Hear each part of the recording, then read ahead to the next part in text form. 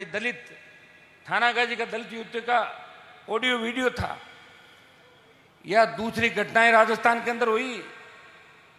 हमारी बहन बेटियां सुरक्षित नहीं, जवान बेरोजगार से तंग आके आत्महत्या कर रहा है, कर्जे के बोझ के तले किसान फांसी के फंदे को चूम रहा है। कौन बचाएगा इस राजस्थान को? क्या तेजाजी अब अवतार नहीं लेंगे? हमें तेजाजी के बताए हुए आदर्शों पर चलना है। हमें उन लोक देवताओं को याद करना है कि हजारों साल पहले उन्होंने समाज को, धर्म को बचाने के लिए अपने प्राण न्यौछावर किए, कुर्बानी दी। मैं इतना ही विश्वास आपको दिलाता हूं कि हनुमान बेनीवाल इस राजस्थान की किसान कौम को कभी धोखा नहीं देगा। सर्व समाज को साथ लेके एक नए राजस्थान के निर्माण के मिशन पे हम लोग निकले हैं। आपने तो मेरा साथ पहले भी दिया था और अब की बार दुगनी ताकत के साथ आपको मेड़ता से इंदिरा जी की मदद करनी है। ऐसी महिला आपको नहीं मिलेगी।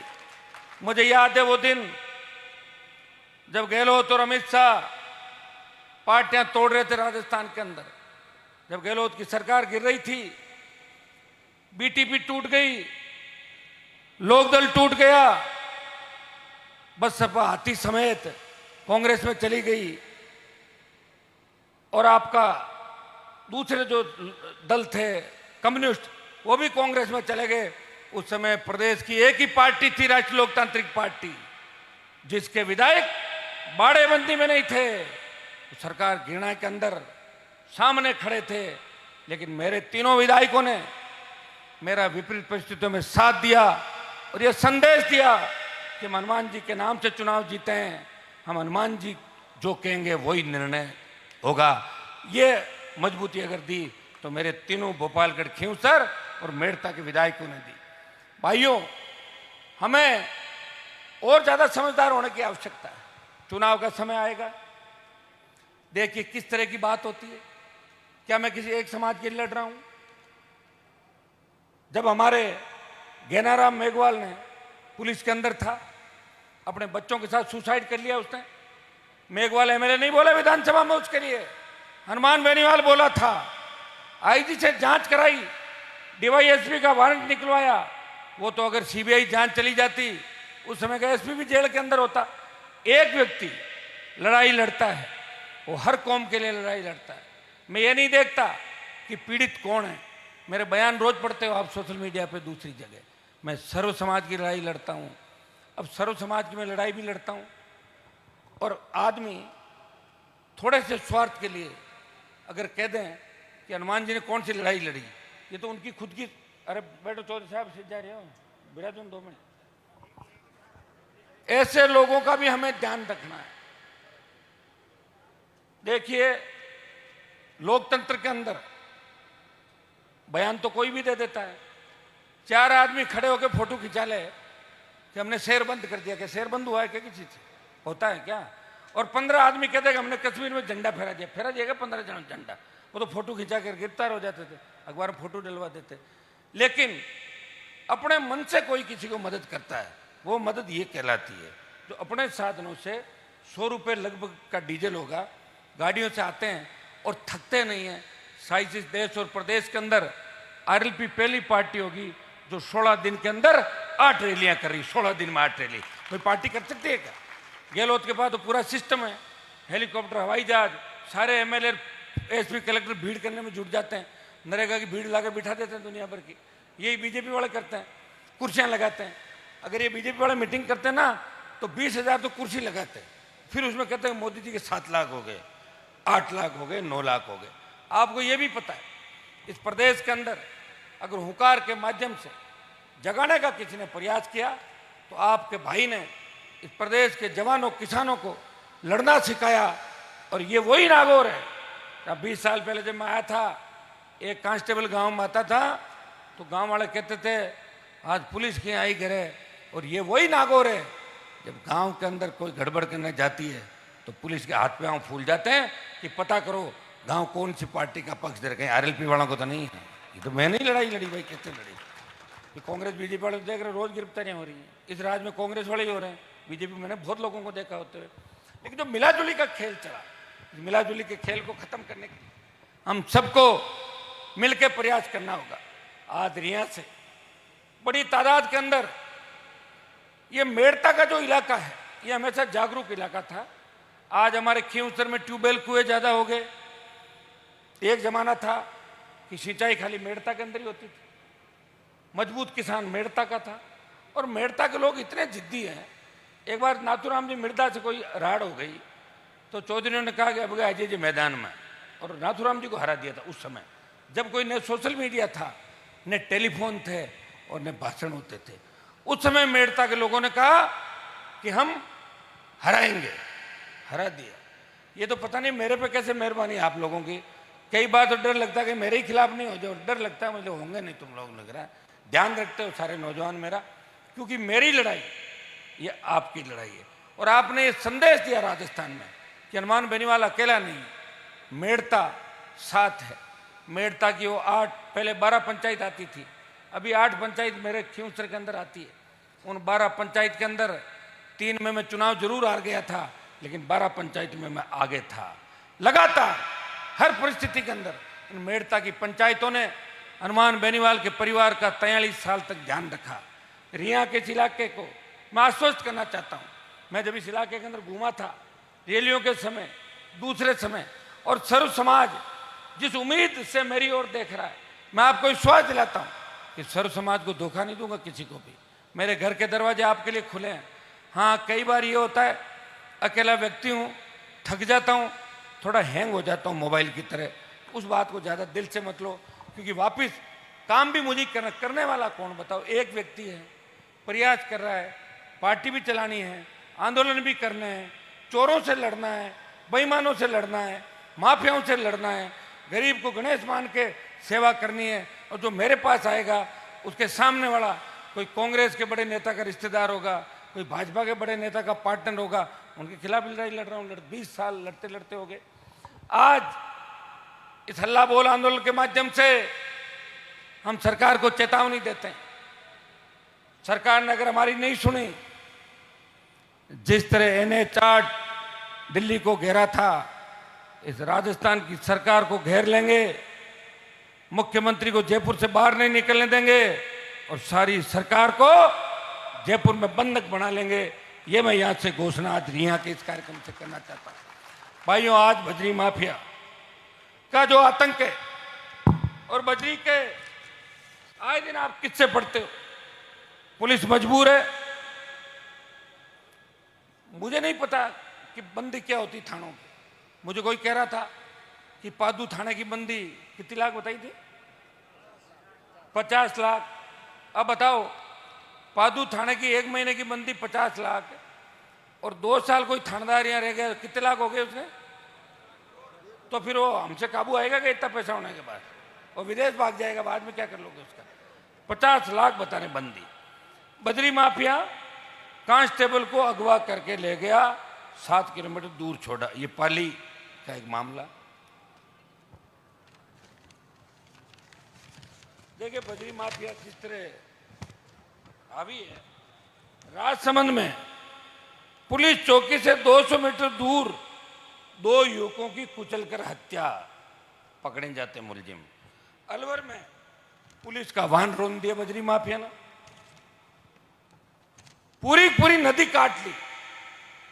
एक तब तो अब्दुल रहमान के मामले की सुप्रीम कोर्ट बात करता है, गरीबों के घर उजाड़े जाते हैं। वो चरंगोर के अंदर जो 100 साल से लोग रह रहे हैं, हाई कोर्ट आदेश देता है, पुलिस पहुंच जाती है। बंजारा जब आंदोलन हुआ था नागौर के अंदर, बंजारों के बड़े वोट नहीं नागौर के अंदर। मैं धन्यवाद दूंगा मेड़ता की विधायक और भोपालगढ़ विधायक का, मैं नहीं था। ये दोनों भिड़ी वहां पे जाके मुकदमा भी दर्ज हुआ और सुप्रीम कोर्ट के अंदर मुकदमा चल रहा है। भाइयों, आप ये बताएं कि इससे बड़ा जो खेल खेला जा रहा बजरी का, इसके अंदर हम ये भी चाहेंगे कि ये मामला ईडी को भेजें। आजकल ईडी राजस्थान में घूम रही है, तो हम चाहते हैं कि बजरी के खेल को भी इसको ईडी के अंदर हम दें। बड़ा लेन देन इसके अंदर हुआ है। ये आप देखिए, नदी के बाहर कृषि भूमि, शमशान गोचर को खोदकर एनजीटी की धज्जियां उड़ा दी। एक मैंने मामला उठाया था लोकसभा के अंदर अंबुजा सीमेंट का, शुरू के अंदर उस मंत्री से मेरी राम राम ठीक थी, तो उसने कहा मैं कर दूंगा 2-3 महीने कुछ भी नहीं हुआ। मंत्री दोबारा मिला, अरे मैंने कहा क्या किया आपने? क्या यार छोड़ो उसको। फिर मुझे पता लगा कि जिप्सम का ठेका मंत्री ने खुद ही ले लिया अंबुजा के अंदर। ऐसी स्थितियां भाई देश के अंदर। तो बड़े बड़े गुरु बैठे हैं हर जगह, एक से गुरु घंटाल। जीएसटी की बड़ी चोरी, कितना रेवेन्यू लॉस कर दिया। ओवरलोड रवाना, ये अपन करते हैं 13 टन का और उसमें डालते हैं 40 टन। 100 रुपए टन की बजरी 650 में बेच रहे हैं। गरीब आदमी आजकल कंपाउंड राशि बढ़ा दी। पहले शायद ट्रक की थी 1 लाख, ट्रैक्टर की 25,000, ट्रक की 1 लाख अब कर दी 5 लाख। 5 लाख ट्रक की और ट्रैक्टर की 1 लाख ट्रैक्टर की। और आप ये बताएं मुझे कि ट्रैक्टर को कॉमर्शियल में तो अपना आप ही मानना चाहिए। हम ये मांग करेंगे। आज हम लोगों को ये भी कहना है कि ट्रैक्टर कृषि कार्य के लिए भी है और किसान के तो ट्रैक्टर ही कॉमर्शियल है। ये भी हम यहाँ से भिजवाएंगे प्रस्ताव और सरकार से मनवाएंगे कि ट्रैक्टर को भी उस श्रेणी के अंदर लिया जाए और वो टैक्स जो लेते हो कॉमर्शियल का, वो टैक्स माफ किया जाए। ट्रैक्टर का बिना टैक्स के ट्रैक्टर को कॉमर्शियल श्रेणी के अंदर शामिल किया जाए। ये बजरी माफिया का खेल रिया के अंदर चला। बहुत समय से सब लोग कह रहे थे, हमारे नौजवान जोश के अंदर आ गए। एक बार इनकी फोड़ंतरी भी कर दी थी बजरी माफिया की 2-3 टोल नाकों पे। फिर एक धरना चला, धरने के बाद कुछ बातें तय भी हुई, लेकिन तय बातों में बजरी माफिया रुका नहीं। शायद मेरा ही इंतजार कर रहा है कि हनुमान जी आएंगे और मुझे सही रास्ता दिखाएंगे। जिस तरह का रास्ता वसुंधरा को दिखाया, जिस तरह का रास्ता दूसरे बदमाशों को दिखाया, जिस तरह का रास्ता किसान विरोधी लोगों को दिखाया। भाइयों, ये बजरी माफिया कैंसर की माफी राजस्थान के अंदर फैल गया।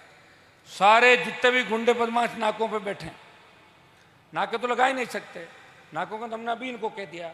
और स्टॉक का जो इसका ड्रोन से इसका एस्टिमेट सर्वे करना है, ये आज ही करवाएंगे। इसका कितना स्टॉक इकट्ठा कर रखा है। एक इसका ठेका निरस्त हो पूरे राजस्थान के अंदर। यहाँ से ये माइनिंग डिपार्टमेंट के लोग अगर यहाँ आए तो ये सारी चीजें प्रस्ताव भेज के राजस्थान सरकार को भेजेंगे कि हम 100 रुपए टन से ज्यादा बजरी नहीं देंगे। मेड़ता डेगाना क्षेत्र की बजरी माफिया को फ्री करनी होगी। और हमारा जो मांग पत्र है, उस मांग पत्र को मानना होगा यहाँ के प्रशासन और राजस्थान की सरकार को। नहीं तो मैं गहलोत जी को चेतावनी देता हूँ कि गहलोत जी, आप तो रिपीट होने की बात कर रहे हो। पिछली बार जब मुफ्त दवाएं बांटी थी उस समय 21 पे आ गए थे, और इस तरह करोगे ना तो आंकड़ा 12 पे आ जाएगा राजस्थान के अंदर। 12 ही विधायक बनेंगे आपके। इसलिए जनता के अंदर रात कैंप आप कर रहे हो, अच्छी बात है, लेकिन हमें रात दो। बजरी के अंदर माफिया को ठीक करो, ठेका निरस्त करो और आम आदमी को उसके खेतों में लीज बनाने का अधिकार दो, ताकि आम आदमी आगे बढ़े, उसकी आर्थिक स्थिति ठीक हो। हमारे तो हमेशा ये बात कही कि चाहे लाइम स्टोन हो, जेजा पत्थर हो, चाइना क्ले जिप्सम हो, सोना चांदी तांबा, गैस कोयला, ये तो ले लो सरकार और बाकी दे दो हमारे को। डेगाना में हमारे टंगस्टन निकलता था। अब आप बताएं कि डेगाना का टंगस्टन की माइंस को बंद कर दिया 10, 15, 20 साल पहले। मैंने मामले को बार बार उठाया राजस्थान की विधानसभा के अंदर। दिल्ली जाने के बाद दिल्ली की जियोलॉजिकल सर्वे की टीम को भेजा। अगर भगवान की कृपा रही, तेजा जी की कृपा रही, तो टंगस्टन तो निकलेगा ही निकलेगा, लेकिन लिथियम के भंडार की बात भी चली है। अगर लिथियम निकल गया डेगाना के अंदर, तो जिस तरह बाड़मेर के अंदर ईश्वर की कृपा से तेल निकला, हमारा वो बाड़मेर जहां पहले कहते थे सर्विस करने वाले कर्मचारी को कि ज्यादा करेगा तो बाड़मेर भेज दूंगा, उसके हाथ पांव फूल जाते थे। अब वो लोग कहते हैं हम तो बाड़मेर लगना चाहते हैं। बहुत आनंद आएगा बाड़मेर के अंदर। अगर लिथियम डेगाना के अंदर निकल जाता है तो बल्ले बल्ले हो जाएगी हमारी नागौर की, राजस्थान की। और जो डीजल पेट्रोल की गाड़ियां हैं, इलेक्ट्रिक व्हीकल जितने भी हो तो लिथियम बैटरी से ही चलते हैं, तो सारी गाड़ियां ले लेंगे अपन, कोई दिक्कत ही नहीं। बच्चे तेल के चक्कर में जो नहीं हो रहे हैं, ये 100 रुपये, ये तो मैं ही हूँ जो मेरे साथ इतने चलते हैं। तेल बहुत महंगा है और ये चलते हैं, मेरे को कहते हो रहे हैं कितना साल फोड़ा खा लो और क्या है कि राज में कदा वहाँ पा। मैं इनको एक ही बात कहता हूँ, आधा अधूरा राज हमारा नहीं आएगा, पूरा आएगा। वैसे राज में ही हो आप, अन्याय नहीं हो रहा है, छोटी मोटी चल रही है। बाकी तो राज में बैठा जगह पूछ लो कहीं हालत है वहाँ की। रामनिवास जी, कांग्रेस में कई लोग बैठा है, अभी देख लो मोट, बाकी स्थिति कहीं है बताओ। हाथ नहीं, आपका दर्द तो चलो आपने सुना दिया, कई तो दर्द सुना भी नहीं पा रहे, माए माए घुट रही है, बीमार हो रही है ना। भाइयों, इस मौके पे अभी आप लोग, मेरा भाषण खत्म होने के बाद आपको जाना नहीं यहां से, अगला पड़ाव कुछ भी हो सकता है। बैठे हो ना यहां पे, सुनो मेरी बात। और अगर किसी को डर लग रहा है और कच्चा कलेजा है, वो अपने धीरे से निकल जाए, ठीक है ना। आज आर पार का फैसला होगा, मैं पहले बता दूं आपको। मैं कोई यहाँ भाषण दे के और कोई वाई वाई लूटने नहीं आया हूं। मैं किसान की पीड़ा को समझ रहा हूं, आपकी तकलीफ को समझ रहा हूं। आज बजरी, अगर गरीब आदमी, ये प्रधानमंत्री आवास योजना है, उसमें भी अगर बजरी लाएगा, क्या स्थिति बन गई बताओ मुझे। कोई एक गरीब आदमी अगर बजरी का काम कर रहा है, आप बताएं, जो गुंडागर्दी इन्होंने करी, जो कंडम ट्रक डंपर हो गए, उनके रवाना दे दिया आप, ये बताइए सारा सारा जो खेल है। हम चाहेंगे कि आप लोगों के पास भी जो कागज है, मैं मंच पे बैठा हूं, फोटो में बाद में खिंचाना, आप सुनो मेरी बात, आपके फोटो ही जल्दी जाता रहती है। ये जिसके पास जो भी कागज है, जिनके खेतों से बजरी खोदी, वो सब मुकदमा दर्ज कराओ इसके खिलाफ। दम है क्या? तो कागज ले लेगा, आ जाना, अभी मैं ही बैठा हूं, ठीक है ना। सारी एफआईआर कराएंगे और चाहे रात लगे दिन लगे, आर पार की लड़ाई होगी।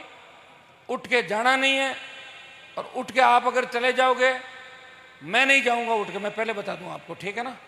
इसलिए सबको यहीं पे रहना है। और अगर कोई बीपी का पेशेंट हो, कोई टेबलेट वगैरह, तो मंगा लो अभी टाइम पे ही, क्योंकि आज आर पार का मामला करेंगे हम, ऐसे नहीं जाएंगे। आज हो सकता है कि आपको उधर भी कूच करना पड़े, जहाँ वो स्टॉक है ना, किधर है वो, उसको भी देखेंगे स्टॉक कहाँ है, उसको भी देखने के लिए चल सकते हैं हम लोग। इसलिए अगला मेरा, मैं खड़ा होकर बोलूं जब जाना, पहले ही जाके स्टॉक में मत घुस जाना तुम लोग, शांति रखो एक बार। क्या गाड़ियां ले रहा आएगा, पहले रुको एक बार मैं खड़ा होकर जब बोलूंगा ना कि हमारी बात नहीं बनी, तब अपने को अगला कदम उठाना है। आप सब मेरे पीछे रहोगे, समझ में आ गई ना। आगे मैं रहूंगा और पीछे आप लोग रहोगे। अभी एक बार बैठ के बात कर रहे हैं, कोई अगर रास्ता निकलता है तो हम देखेंगे, और नहीं निकलता है तो घी फिर टेढ़ी अंगुली से निकालेंगे। ये भी हम अच्छी तरीके से जानते हैं, आप चिंता नहीं करें। और नागौर के प्रशासन को मैं चेतावनी देना चाहता हूँ कि जिस तरह के हालात पिछले टाइम से बने, जिस तरह भूमाफिया हावी हो रहे हैं, जिस तरह आम आदमी, गरीब आदमी को डराया जा रहा है, वो अब कभी भी बर्दाश्त नहीं। थे उठ बीर होगा नहीं पहले इतना जना, रुको तो एक बार, बैठो एक बार, बैठो सब लोग। रिया की कहीं ट्रैक्टर लाने जा रहा हूं। एक लूणी नदी पर जो एक बांध बना हुआ है, ये गोनगढ़, इसकी हाइट ज्यादा लेने से दिक्कत हो गई, तो इसका अपने एक बार बात करके इसका रास्ता निकाल दें, उसको बांध को छोटा करने की बात करें। ये टोल वाला जो टोल लगा रहा है यहाँ पे, ये कोई भी ठेका ले, मेड़ 30, 35, 40 किलोमीटर के अंदर आपको टोल नहीं देना है। ये मैं घोषणा करके आपको जा रहा हूँ कि वैसे तो स्टेट हाईवे टोल फ्री कराएंगे हम, चुनाव से पहले पहले करा देंगे, लड़ाई लड़नी पड़ सकती है। अगर फ्री नहीं भी हुए तो 30-40 किलोमीटर में तो टोल फ्री है। मेरा नाम लेकर आप निकल जाना, टोल नहीं लेगा, मैं बता दूं आपको, ठीक है ना। और लेगा तो फिर उसको टोल वापस दे दूंगा मैं, चिंता मत करो आप, ठीक है ना। पुलिस द्वारा एक रिया के अंदर पुलिस थाने की बात चल रही है कि पादू की बंदी ज्यादा आने लग गई, इसलिए एक रिया में और थाना खोलो, बंदी आधी आधी हो जाए। यही चाहते हो ना आप लोग? क्या करोगे रिया में थाने का खुलवाना है? रिया में थाने की बात चली तो पादू वाले ऐसे तो नाराज नहीं हो जाएगा भाई बंदी कम करा दी हमारी। रिया से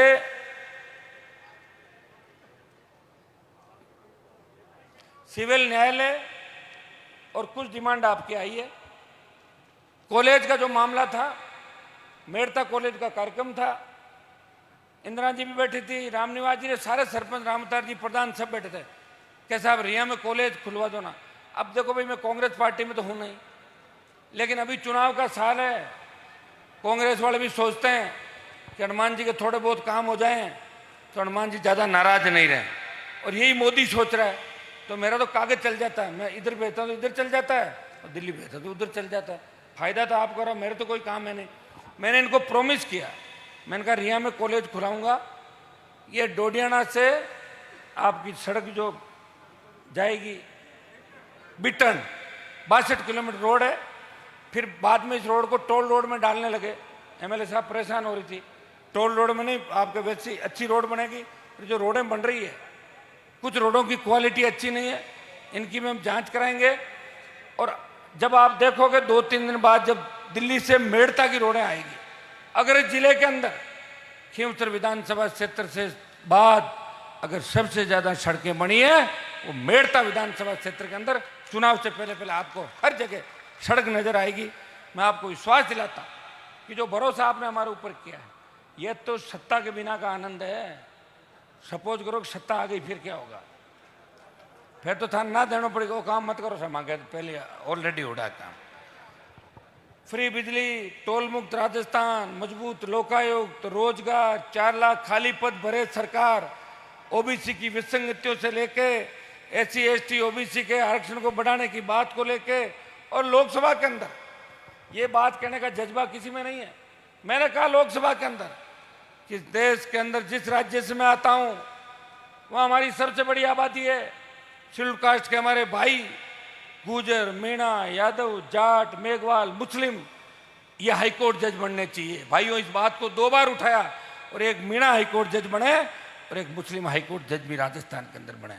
वो दिन दूर नहीं, जिन जातियों का जहां प्रतिनिधित्व है उन न्यायपालिका के अंदर भी उन जातियों को बराबर का हिस्सा देना पड़ेगा। ऐसा नहीं है संख्या हमारी और न्याय कोई दूसरा कर रहा है।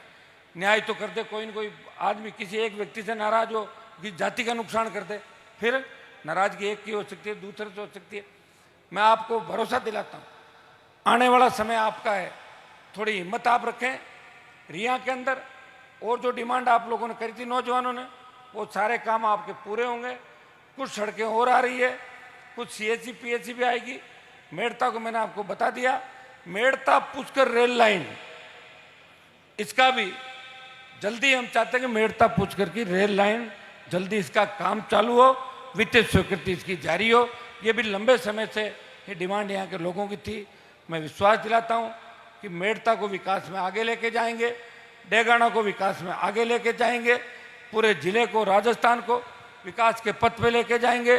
कि राष्ट्रीय लोकतांत्रिक पार्टी है जिन्हें पेपर लीक से लेके, आरपीएससी के भ्रष्टाचार से लेके, रीट के एग्जाम से लेके, और आज जो सब इंस्पेक्टर का रिजल्ट आया है उसमें आप देखिए कितना भारी भ्रष्टाचार हुआ। सब इंस्पेक्टर के अंदर पेपर पहले ही आ गया। कई लोग तो मुझे 1 महीने पहले ही कहने लगे थे कि हमारे तो थानेदार में नंबर पक्का है। मैंने कहा तुमने कॉपी देख ली क्या? बोले बात हो गई हमारी। तो भाइयों ये एग्जाम भी रद्द होना चाहिए। वो तमाम एग्जाम जो संदेह के घेरे के अंदर है, आरपीएससी के अंदर जिस तरह पॉलिटिकल नियुक्तियां पार्टियां करती है, जाति आधार पर वोट के लिए नियुक्तियां करती है, ये भी खत्म होनी चाहिए। मैं तो आह्वान करता हूं कांग्रेस के दूसरे नंबर के नेताओं को, रोज क्या कहते हो भ्रष्टाचार की जांच करा दो, जांच करा दो, अलग पार्टी बना के आओ, आरएलपी से गठबंधन करो, 125 सीट राजस्थान के अंदर आएगी। लेकिन कब आओगे ना? कांग्रेस के अंदर रह के आपका भी कोई भविष्य नहीं है, क्योंकि कांग्रेस को लोग वोट कम देंगे राजस्थान में इस बार।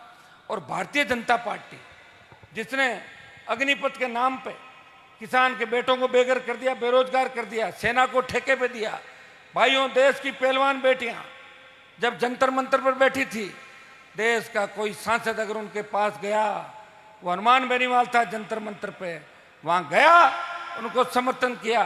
और नई लोकसभा का जब भवन बना था, कांग्रेस पार्टी कह रही थी हमारे मुद्दे अलग हैं, बीजेपी कह रही थी हमारे मुद्दे अलग हैं, तब एक आवाज देश के किसान के बेटे की आई कि मेरी बहन बेटियां सुरक्षित नहीं है, इनको न्याय नहीं मिलेगा, मैं लोकसभा के नए भवन के उद्घाटन समारोह के अंदर नहीं जाऊंगा। नहीं गया मैं।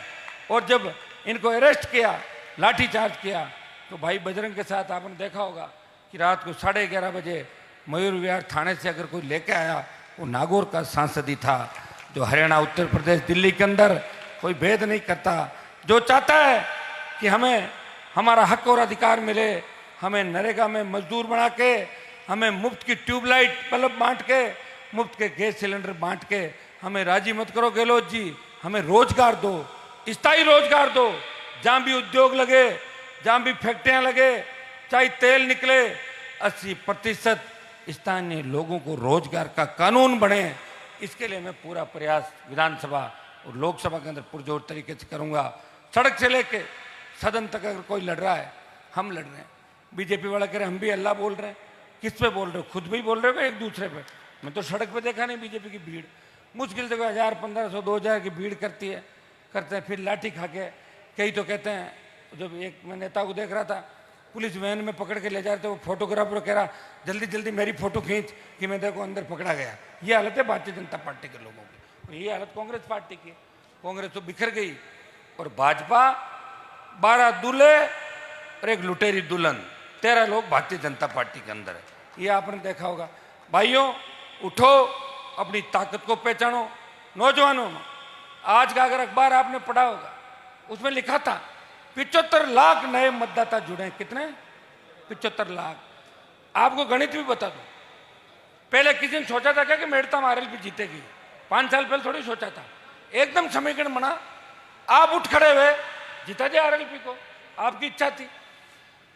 पिछली बार 18 के अंदर जब चुनाव थे, 1,39,00,000 वोट मिले कांग्रेस को, 1,36,37 बीजेपी को, और 80 लाख वोट हम लोगों को मिले थे। सबको मिला के 80 लाख। हम सब एक रहेंगे इस बार कांग्रेस बीजेपी के खिलाफ। जितने भी दल है सबको मनाएंगे, राजी करेंगे, और 80 का हो जाएगा 160। और ये 75 जो नए जुड़े हैं ना, ये वैसे ही इसमें से 50 लाख आरएलपी और इन गठबंधन को डालेंगे वोट। ये नए बच्चे हैं, ये नौजवान हैं, ये राजस्थान को आगे देखना चाहते हैं, ये बेरोजगारी की समस्या का ठोस समाधान चाहते हैं। ये नौजवान जो नशे की प्रवृत्ति के अंदर डूबता जा रहा है, इस नशे को भी हमें खत्म करना है।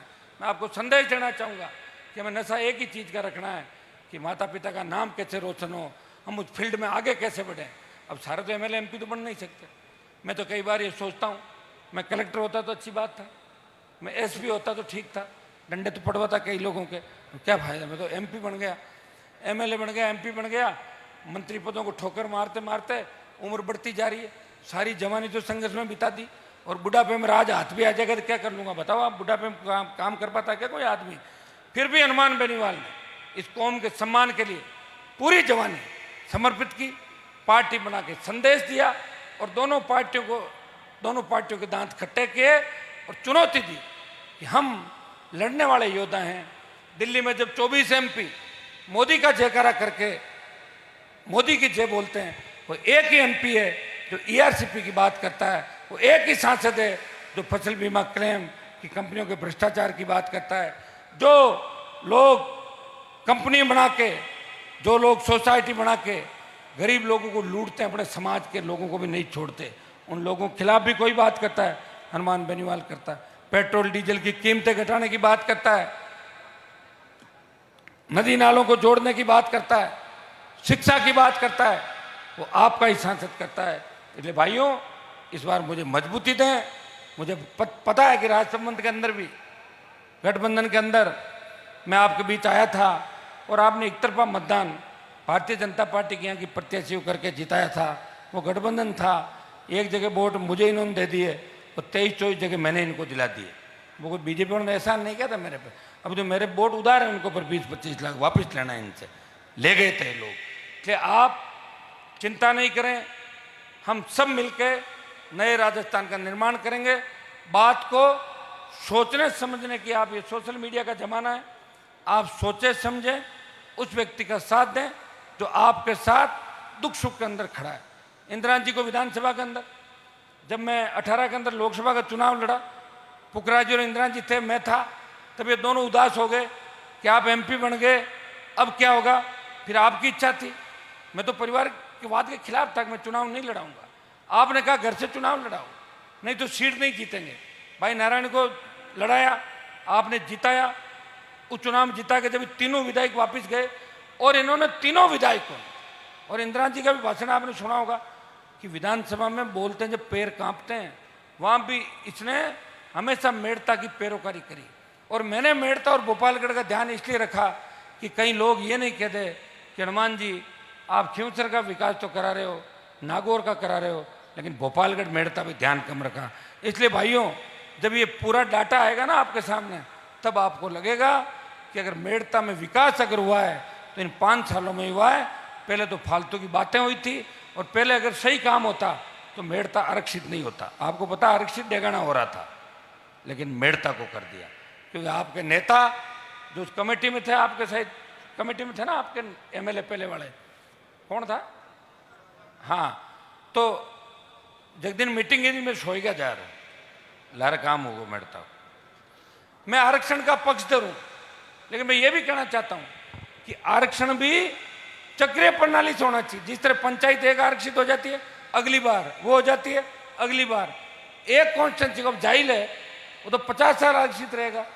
अगर 1977 में कोई 20 साल का जवान हुआ और उसने वोट डाला, तो वो 33 में कितने साल को हुई, तो 100 के नेड़ो होगी।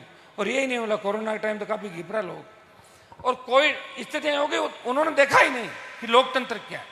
आरक्षण मिलना चाहिए, लेकिन आरक्षण चक्रीय आधार पर मिलना चाहिए। भाइयों, लंबा समय हो गया, आप लोग भी लंबा संघर्ष कर रहे हो। आज हमारी बजरी की आर पार की लड़ाई है। अभी मैं मंच पे मेरे सारे नेताओं से बात कर लेता हूं। बजरी संगठनों के और व्यापार संगठनों के जो ज्ञापन आए,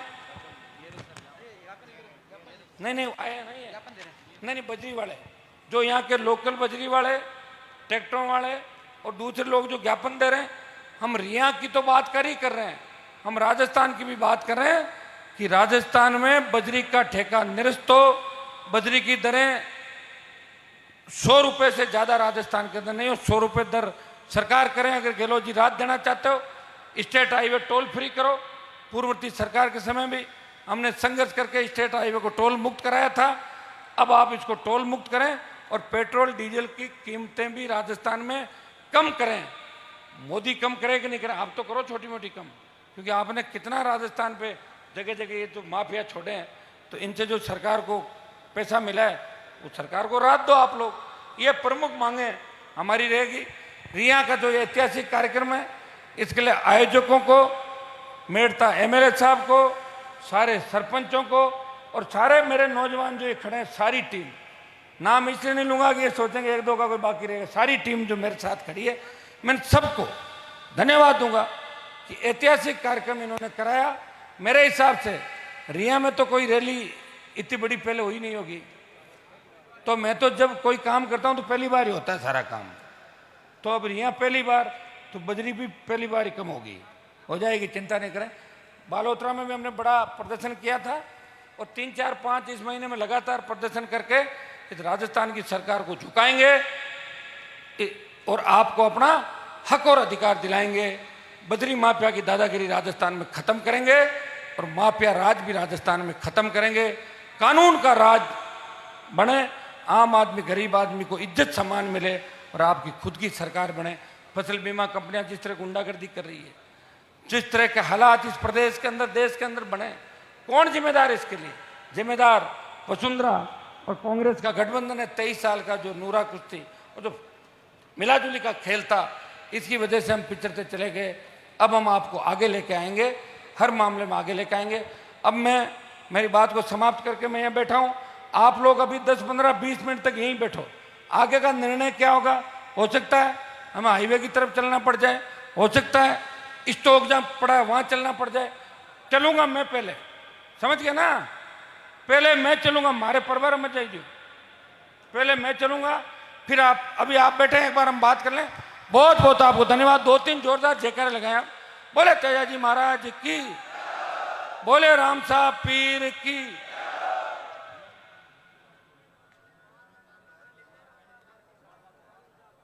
भवाल माता की। अरे अब उठो मत, बैठा रहो ना, थोड़ी देर बैठो। ये ट्रैक्टर ले आओ जगह। ठीक।